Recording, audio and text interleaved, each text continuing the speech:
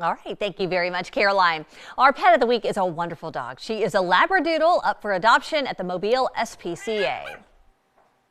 Hello there. We're here at the Mobile SPCA for our pet of the week. Joining me is Executive Director Janine Woods. Hey, Janine. Hello, Devin. This is one happy dog. She is happy, isn't she? And she is a great dog. She is a doodle, which means, of course, she's a mixed breed. Yes, she's a mutt, right? She's a mutt. She's a mutt. So, Doodle, we think she is a poodle. We know that she is a poodle. I've seen the picture of the parents.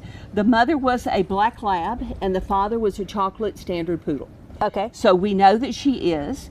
She is really one of the smartest, nicest ones I've ever met. Oh, good. She really and truly is. She's learning.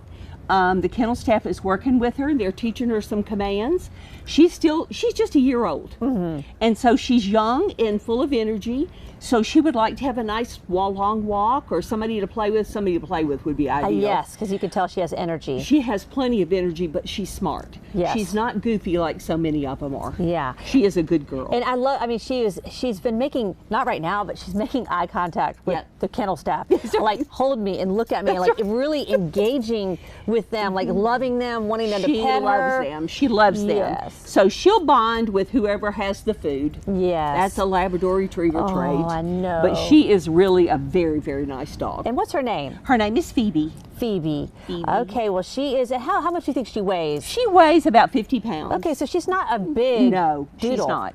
She's not huge, and she's a year old, so she's full grown. Okay, well, our pet of the week is about a 50-pound Labradoodle up for adoption here at the Mobile SPCA. Her name is Phoebe. Thank you, Janine. Thank you.